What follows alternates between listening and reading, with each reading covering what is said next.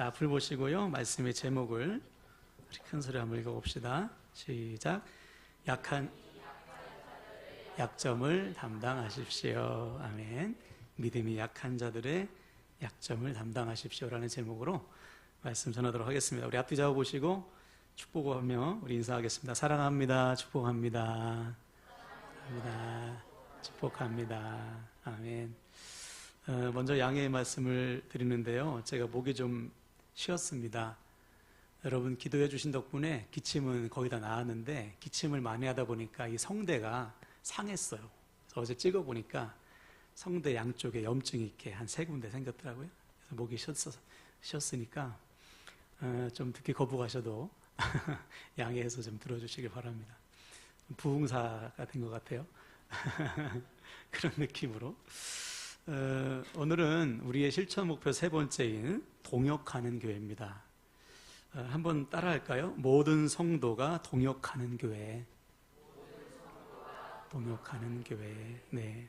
성경은 교회를 가리켜 주님의 몸이라고 정의해요. 즉 교회는 머리 대신 주님의 명령을 따라 서로 하나 되어 동역하는 지체들입니다. 이 말은 바꿔 말하면 혼자서는 안 된다는 거예요. 즉 혼자서는 우리의 믿음이 온전한 믿음, 또 성숙한 믿음이 되기 어렵습니다. 마치 철이 철을 연단하듯이 서로가 서로를 섬기면서 서로의 잘잘못을 보고 배울 때 우리는 성숙한 믿음이 되는 거예요. 이것이 첫 번째 원칙이었잖아요.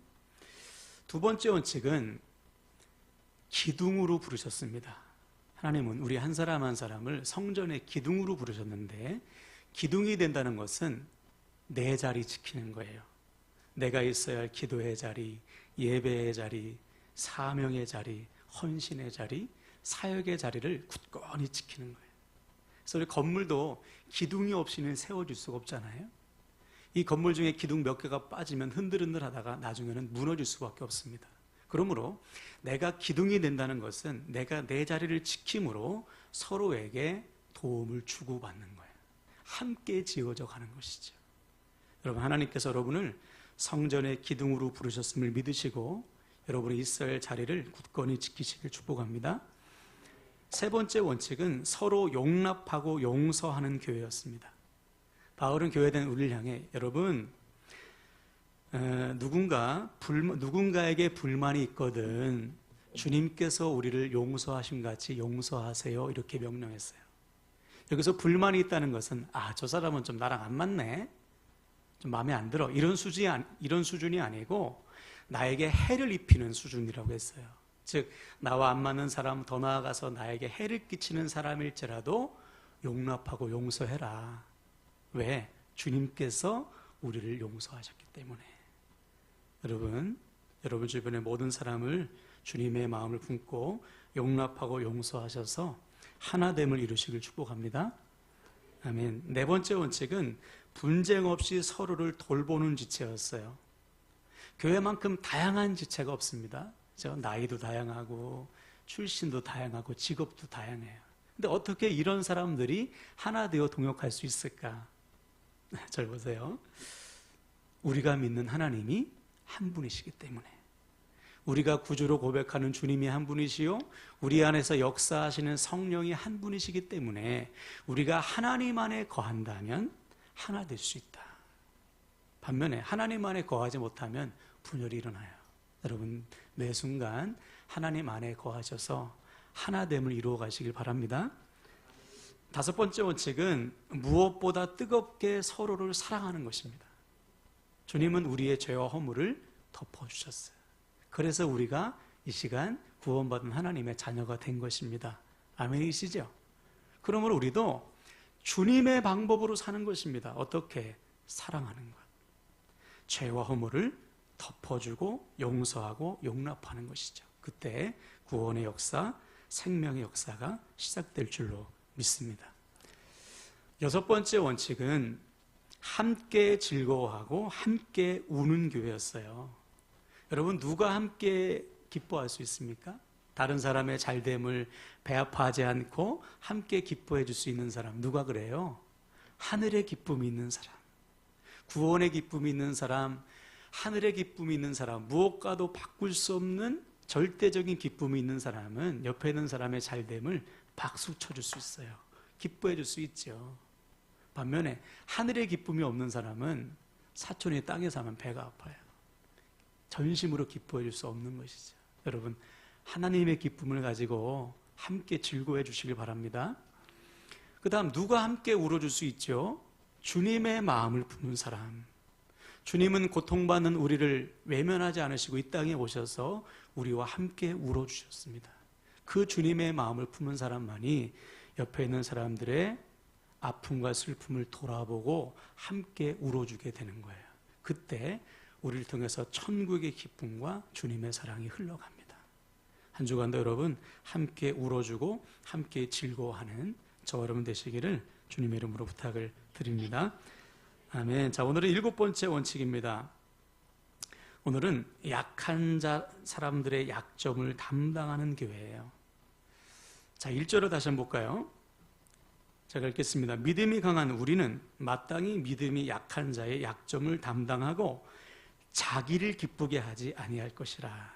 자, 절 보세요. 바울은 우리를 향해 여러분 믿음이 강한 사람은 마땅히 믿음이 약한 사람의 약점을 담당해 주시고 자기를 기쁘게 해서는 안 됩니다. 이렇게 명령해요.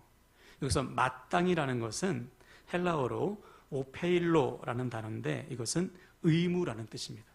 즉 믿음이 강한 사람에게는 의무가 있어요.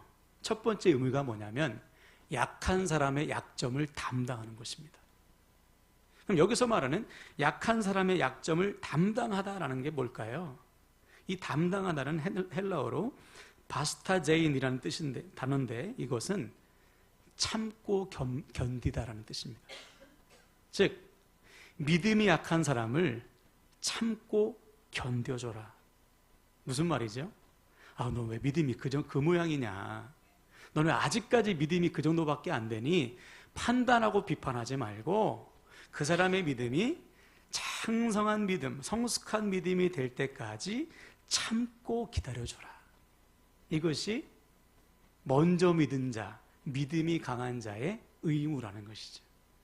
또 자기를 기쁘게 하다라는 것은 자기 주장을 펼치다라는 뜻입니다. 무슨 말이냐? 너 먼저 믿었다고 네 주장 펼치지 말고 네 주장을 내려놔라. 공동체의 유익을 위해서 네 주장을 꺾으라 이 말이시죠. 자, 이것을 두 가지를 요약하면 교회 공동체 안에 믿음이 강한 자, 믿음의 본을 보여야 할 사람들은 마땅히 믿음이 약한 자들을 참아주고 기다려줘야 돼요. 그들의 약한 믿음을 책망하거나 비판하지 말고 그들이 온전한 믿음, 성숙한 믿음이 되도록 얼마든지 참고 품어주어라. 또한 무슨 일을 하든지 내 뜻대로 하고 싶은 욕심을 내려놓고 공동체 전체의 기쁨을 구하라. 그때 교회는 하나 되고 성도들이 함께 성장하고 성숙하게 된다는 것이죠. 자, 그럼 왜 바울이 교회를 향해 이런 명령을 하고 있는 것일까? 이유는 이 로마 교회 안에 이런 문제가 있었기 때문이에요. 로마 교회는 크게 두 부류의 사람이 있었습니다. 첫 번째는 유대교에서 개종한 사람, 유대인 출신의 기독교인들. 또 하나는 헬라인 출신의 기독교인들, 그러니까 유대교에 있지 않은 이방 나라 출신의 기독교인들. 이들이 대부분이 헬라 사람들이었기 때문에 헬라파 기독교라고 불렀어요. 그러니까 유대파 기독교, 헬라파 기독교 이 두 부류가 교회 공동체를 이루고 있는데 그러다 보니까 서로 자라온 배경과 문화가 달라요. 서로 부딪히는 것입니다. 문제가 생기는 거예요. 자, 그 중에 어떤 문제가 있었냐면 로마서 14장에 설명하고 있는데 앞을 보고 한번 읽어볼까요? 로마서 14장 15절. 자, 읽습니다. 시작. 만일 음식으로 말미암아 내 형제가 근심하게 되면 이는 내가 사랑으로 행하지 아니함이라. 그리스도께서 대신하여 죽으신 형제를 내 음식으로 망하게 하지 말라. 아멘. 어떤 문제냐면 다름 아닌 먹는 문제, 음식 문제였어요. 특별히 고기를 먹는 문제에 있어서 상당한 다툼이 있었습니다. 헬라인 출신, 헬라파 출신 기독교인들에게 있어서 고기는 아무런 문제가 안 돼요. 고기 먹는 건. 근데 이 유대인 출신에게는 문제가 되는 거예요. 왜냐하면 그들은 어렸을 때부터 율법의 교육을 받았기 때문에 하나님께서 정하신 부정한 고기, 뭐 돼지고기를 비롯해서 뭐 여러 가지 있잖아요. 그런 고기를 먹는 것이 꺼렸습니다. 그리스도를 구주로 영접하고 믿은 후에도 하나님께서 금하신 부정한 고기를 먹는 것을 좀 꺼려했어요.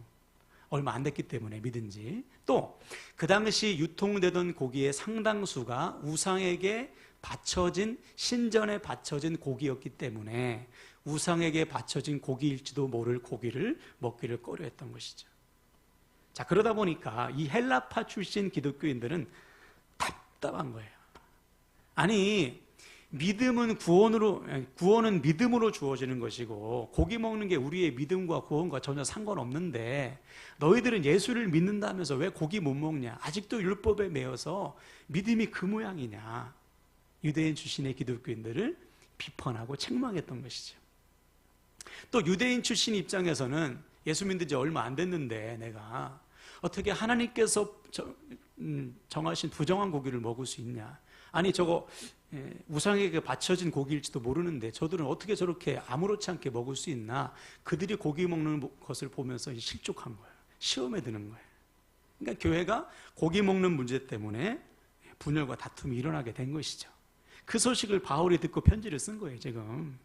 그러니 뭐 대단한 문제로 싸우는 것도 아니고 고작 먹는 거로 싸우고 있으니 얼마나 답답하냐 말이에요. 바울이 속상하죠. 자, 그런데 여러분, 이런 문제는 바울 시대뿐 아니라 지금도 계속되고 있다는 사실을 여러분 알아야 돼요. 이런 문제를 가리켜 신학적인 용어로 아디아포라라고 합니다. 아디아포라라고 하는데 이 단어의 뜻을 제가 읽어드릴게요. 성경에서 직접 뭐뭐 하라 또는 뭐뭐 하지 말라는 규정이 없고 또 성경 말씀에 비추어 볼 때 선악과 직접적으로 관련이 없는 문제들, 이게 아디아포라예요. 다시 말해 믿음의 본질, 구원과 복음과 상관없는 문제들에 있어서의 분열, 다툼, 이게 아디아포라입니다. 오늘날에도 마찬가지라는 것이죠. 그래서 오늘날 이 싸우는 교회를 들여다보면요, 복음 때문에 싸우지 않아요. 믿음의 본질을 가지고 싸우지 않습니다. 우리가 어떻게 하나님을 더 잘 섬겨야 될까 이런 거 갖고 싸우지 않고 다 엉뚱한 거 갖고 싸우는 거예요. 자, 그래서 바울은 이 고기 먹는 문제에 대해서 이렇게 선언했어요. 어떻게 선언했는지 한번 볼까요? 앞을 보시고 고린도전서 8장 13절 있습니다. 시작. 그러므로 만일 음식이 내 형제를 실족하게 한다면 나는 영원히 고기를 먹지 아니하여 내 형제를 실족하지 않게 하리라. 아멘. 난 영원히 고기 안 먹겠다. 바울은 얼마든지 고기를 먹을 수 있는 자유가 있어요. 또 고기를 먹는 것이 믿음에 상관없다는 사실도 압니다. 그러나 그럼에도 불구하고 한 사람이라도 내가 고기 먹는 것 때문에 믿음의 시험을 들 수 있다면 나는 안 먹겠다는 것이죠. 이것이 성숙한 믿음이에요. 즉 내 기분대로, 내 내키는 대로, 내 마음대로가 아니고 가장 작은 사람, 저 사람이 실족할 수 있다면 나는 안 먹겠다. 우리 믿는 사람들도 마찬가지 않습니까? 세상에서 우리가 자유롭게 살 수 있죠. 그러나 우리가 내 자유를 포기하고 기꺼이 내 자유를 제한하는 이유는 내가 아니라 내 곁에 있는 사람들 때문이에요. 예를 들어서 여러분처럼 얼마든지 술을 마실 수 있는 자유가 있죠. 그죠? 제가 토목과 출신입니다. 술 많이 먹었거든요. 네. 필름도 끊겨봤어요? 대단하죠? 여러분 다 경험 있잖아요. 얼마든지 마실 수 있습니다. 제가 지금 술 한잔 한다고 해서 제가 지옥 가는 게 아니에요. 그러나 제가 왜 술을 마시지 않고 담배를 피지 않고 도박을 하지 않고 그렇죠? 내 행동 때문에 한 사람이라도 실족하게 된다면 안 하는 것입니다. 이게 성숙한 거예요.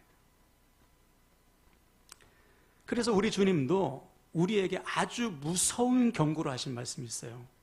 이렇게 경고하셨어요. 자, 불복음 읽어봅시다. 마태복음 18장 6절 말씀 시작.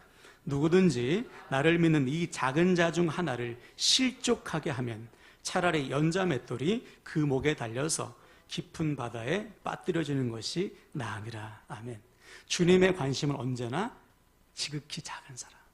주님이 가장 우리 교회에서 신경을 써서 보시는 분이 누구냐? 초신자예요.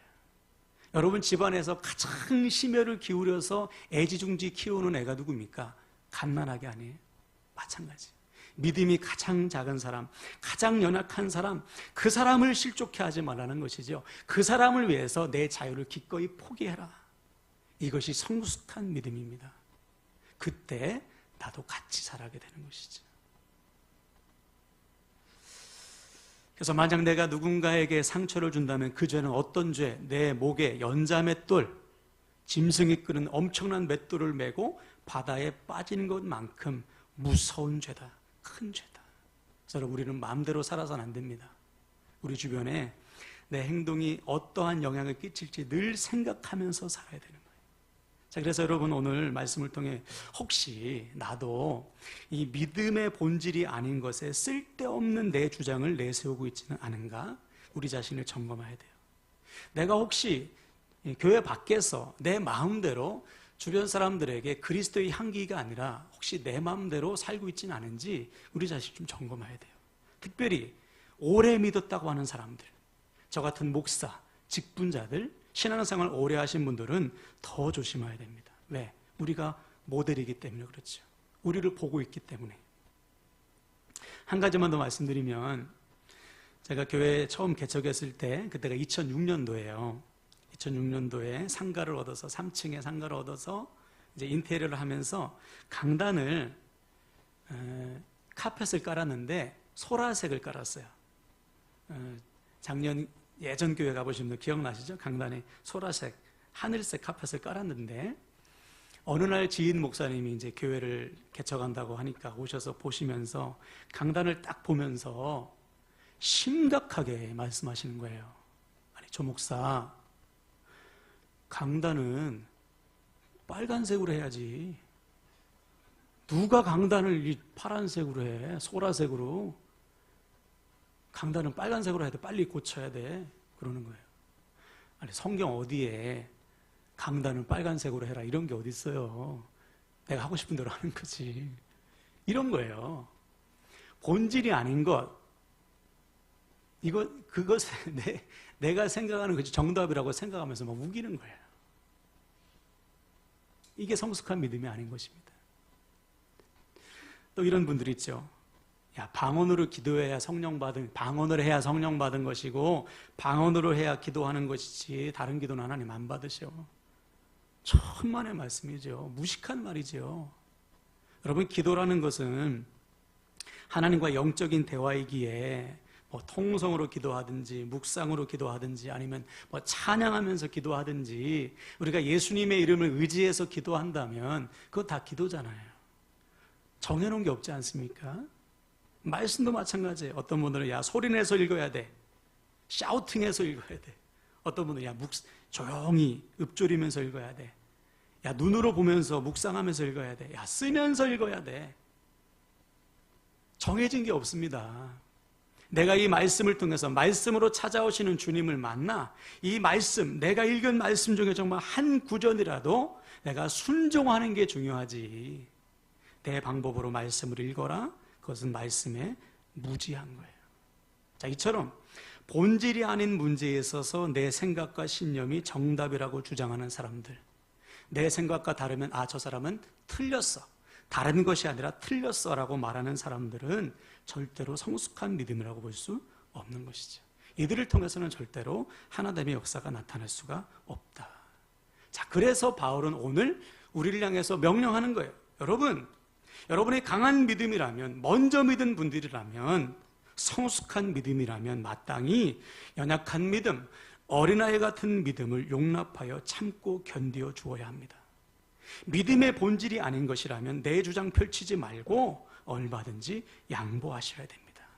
그래야 하나님의 역사가 나타나고 그 인내와 양보를 통해 연약한 믿음들도 때가 되면 또 다른 사람을 품고 양보할 수 있는 성숙한 믿음으로 자라갑니다. 이렇게 가르치고 있는 거예요. 그러므로 사랑하는 여러분, 우리 모두 우리 주변의 연약한 믿음들을 용납하여서 그들의 믿음이 성숙한 믿음이 될 때까지 참고 기다려주시길 축복합니다. 또한 믿음의 본질이 아닌 문제에 대해서는 기꺼이 내 주장을 내려놓고 양보해서 공동체의 하나됨을 이루어가는 성숙한 믿음의 사람 되시기를 주님의 이름으로 간절히 부탁을 드립니다. 자, 두 번째로 바울은 본문 2절에서 보다 적극적으로 가르칩니다. 적극적인 자세. 2절 한번 볼까요? 우리 각 사람이 이웃을 기쁘게 하되 선을 이루고 덕을 세우도록 갈지니라. 아멘. 자, 1절에서 바울은 여러분 연약한 자를 참아주고 자기 주장 내려놓으세요, 이렇게 소극적으로 가르쳤다면 2절에서는 적극적으로 이제 아예 이웃의 기쁨을 위해서 살라고 명령합니다. 앞에서 잠깐 소개한 바울처럼 앞으로 영원히나 고기 안 먹을 거야, 이렇게 선언한 바울처럼 연약한 성도들의 믿음을 위해서 내 자신을 포기하는 희생, 이것을 말해요. 즉 강한 믿음, 성숙한 믿음은 이웃의 기쁨을 위해서 기꺼이 우리 자신을 희생하는 것입니다. 바로 그 희생을 통해서 선을 이루고 덕을 세우게 된다는 거예요. 자, 선을 이룬다는 것은 여기서 선은 유익을 말합니다. 덕을 세운다는 것은 성장을 의미해요. 다시 말해 내가 누군가를 위해서 희생할 때 그 사람은 나의 희생을 통해서 유익을 얻고 성장하게 된다는 것이죠. 예를 들어서 갓난아기를 한번 생각해 보세요. 부모는 이 아이의 성장과 성숙을 위해서 기꺼이 자신을 희생합니다. 어머니는 뱃속에 10달 동안 아이를 품고 살아요. 온갖 입덧과 어려움을 다 견뎌내면서 이 아이를 해산하는 수고를 합니다. 그것이 끝이 아니죠. 태어나면 기저귀 갈아줘야 되고 젖 먹어야 되고 이유식 먹여야 되고, 그죠? 사람 구실할 때까지 키워줘야 돼. 자기의 희생을 통해서 아이들이 자라는 것을 봅니다. 그것으로 다 해소가 되는 거예요. 아이의 성장과 성숙을 보면서 자기의 고난과 고통을 다 잊어버려요. 그 기쁨을 누리게 되는 것이죠. 성숙한 믿음도 마찬가지예요. 나의 희생을 통해 믿음이 연약한 자가 예수 그리스도를 만나고 주님을 닮아가는 성장과 성숙을 보는 것, 얼마나 기쁘겠어요. 이 기쁨이 있기에 우리는 기꺼이 우리 자신을 희생하게 된다는 것이죠. 자, 그럼 여러분 돌아보세요.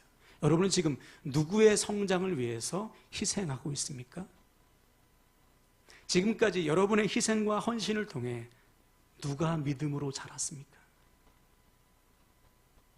이것이 될 때만 우리의 믿음이 자라는 거예요. 내 믿음, 내 삶만 생각하는 사람은 절대로 성장과 성숙이 없어요.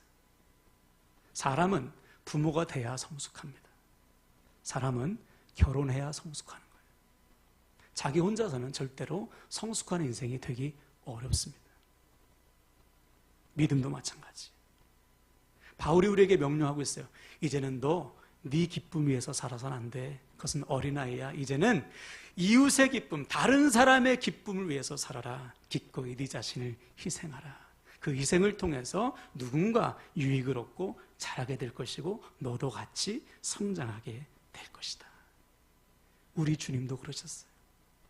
본문 3절을 다시 볼까요? 제가 읽겠습니다. 그리스도께서도 자기를 기쁘게 하지 아니하셨나니 기록된 바 주를 비방하는 자들의 비방이 내게 미쳤나이다 함과 같으니라. 우리 주님도 주님 자신의 기쁨을 위해서 살지 않고 우리의 기쁨을 위해서 사셨어요. 우리를 위해서 모든 비방과 모욕과 고난과 죽이심을 당하셨습니다. 십자가에서 우리를 위해서 피 한 방울 남기지 않고 물 한 방울 남기지 않고 다 쏟아 헌신해 희생해 주셨어요. 주님의 그 희생으로 지금 우리가 구원받은 하나님의 자녀가 되었습니다. 할렐루야. 그렇다면 우리도 기꺼이 주님처럼 희생해야지. 이제는 나의 기쁨이 아니라 누군가의 기쁨을 위해서 내 자신을 희생하는 거예요. 그 희생은 반드시 생명의 열매로 나타나게 된다는 사실을 믿으시길 바랍니다. 그럼 이 시간 말씀을 마무리하는데 여러분, 오늘 말씀을 통해 우리는 두 가지 결단하셔야 돼요. 첫째, 우리는 연약한 믿음들을 판단하고 비판해서는 안 됩니다. 참아주고 기다려줘야죠. 또한 믿음의 본질이 아닌 것에는 내 주장을 내려놓고 얼마든지 양보하는 거예요. 둘째, 이웃의 기쁨을 위해서 이제부터는 내 자신을 기꺼이 희생하는 것입니다. 주님께서 나를 위해서 목숨 바쳤듯이 우리도 누군가의 유익과 성장을 위해서 내 자신이 희생할 때 우리를 통해 공동체는 하나 될 것이고 함께 성장과 성숙을 이루게 될 줄로 믿습니다. 저는 여러분 주변에 돌아보세요. 여러분 주변에 연약한 믿음들이 있을 겁니다. 그분들을 참고 품어주시길 바랍니다. 여러분 내 주장을 내려놓으세요. 믿음의 본질이 아닌 것은 얼마든지 기쁨으로 양보하시길 바랍니다. 더 나아가 내가 섬겨야 할 사람, 내가 희생할 사람들이 있습니다. 그분들의 유익과 성장을 위해서 여러분 기꺼이 여러분 자신을 희생함으로 함께 자라고 함께 성숙을 이루어가는 함께라는 게 모든 지체들 되시기를 주님의 이름으로 간절히 축원을 드립니다. 아멘. 이 시간